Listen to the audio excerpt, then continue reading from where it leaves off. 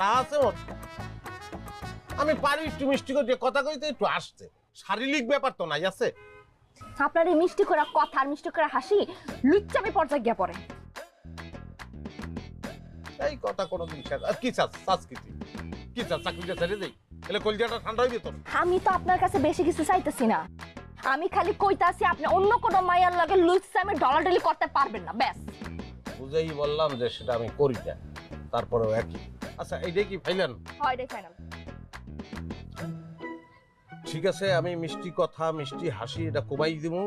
আচ্ছা 3টা মাস আমার সময় দে, একটা প্রমোশন হইবে। প্রমোশন হইলে এই সেমরিগুলোকে আমার দেখাই যাইবে না।